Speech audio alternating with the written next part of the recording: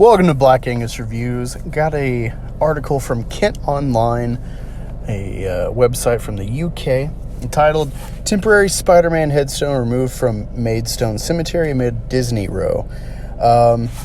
If you saw my video yesterday, I updated people about the small amount of funds I garnered from the Teespring line, hashtag for Ollie, and I'm just waiting for it to get to my PayPal, and I'll show the receipts of me donating the funds y'all gave via Teespring to the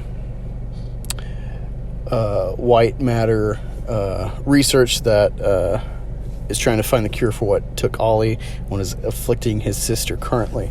So yeah, I did update y'all yesterday about this temporary tombstone that was put up that was essentially the same image, if not close to the same size as what Ollie's stone was supposed to be with Spider-Man.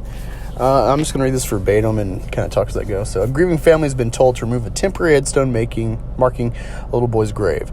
Earlier this month, Disney told Ollie Jones' family they cannot put a Spider-Man headstone at the 4-year-old's grave in Maidstone Cemetery, since the family has gained worldwide support as it fights to preserve Ollie's memory. Ollie's dad, Lloyd, said, "We put up a temporary plastic grave last week. I loved it, and I'm sure Ollie does too. The council told us to take it down as soon as they found out. They told us we couldn't have it." Lloyd was speaking days after being released from the hospital after the father of 6 suffered with severe chest pains brought on by stress. The barming dad said, "I'm trying to take it a bit easier. I threw myself into work after Ollie died. Now I think I need to slow down a bit." In the past month, the family has gained attention from media in the US, Europe, and Asia, all wanting to hear about Disney's refusal. The media giant turned down the Joneses' request, saying it wanted to, quote, "preserve the innocence," unquote, of its characters. That's despite Marvel, which was bought out by Disney in 2009, giving its blessing for a drawing of Iron Man to appear on a child's headstone a little over a year ago.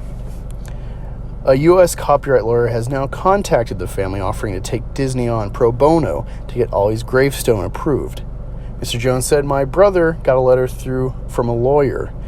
It says he has taken on Disney before and won." For anyone who doesn't know, I'm actually in contact daily, to some degree or another, with Lloyd, and he sent me that. And it apparently had something to do with using the likeness of a Stormtrooper. I don't understand the context or know what case this is, but apparently Disney lost this, so he wants to stick it to Disney with this, which is cool. Apparently it has something to do with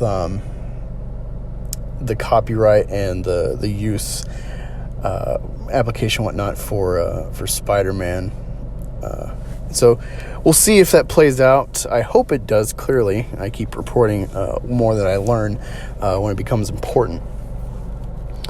More than 140,000 people thus far have signed a petition asking Disney to reconsider. Last week, Faversham and Mid-Kent MP Helen Whatley made the same request.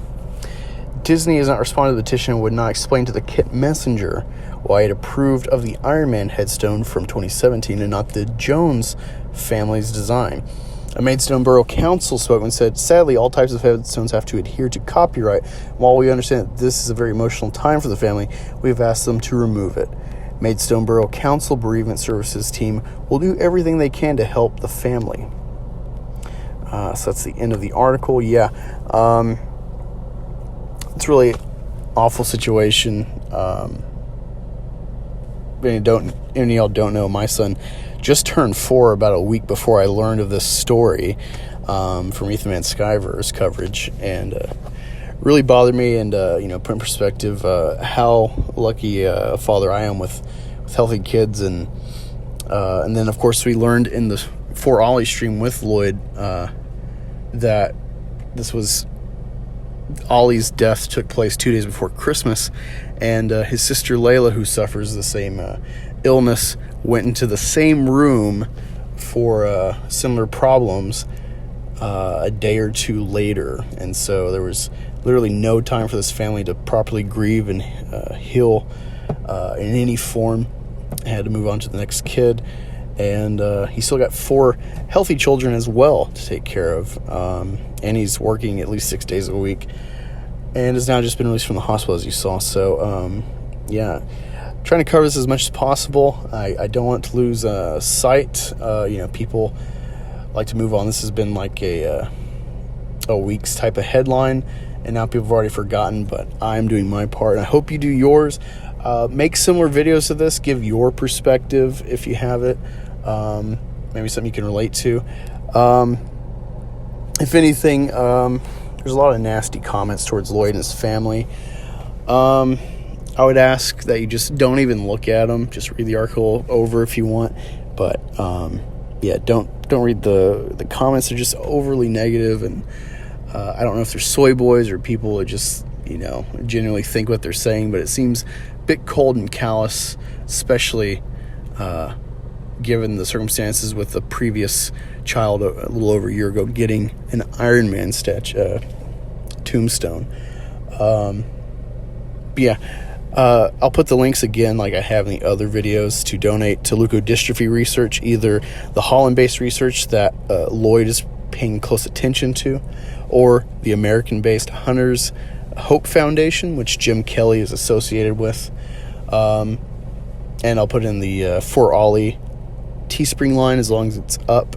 I don't know why it deactivated. All my other lines have stayed up. I assume they figured out it was a charity-based drive, and they don't allow charity lines or what have you to be on Teespring. So you just have to choose to donate later if you accrue those funds. So that's why I was very vague on the listing. That's all I got. Please leave some love in the comments for Lloyd. I'll make sure he reads over them. I definitely want to have him on again at some point. Not just in regards to this, though, but, he seems like just a cool guy and someone to try to measure up to as a father. I've definitely not been tested like him, and I hope I don't, but I definitely will look to him for guidance if there's crazy times. He's truly a good friend to have made thus far, despite the circumstances which we met. So again, thank you. This is just off the cuff. I don't normally do this, but my mom actually informed me, so she's been keeping up with this as well. So thanks, Mom. Thank you all the followers, and have a good day.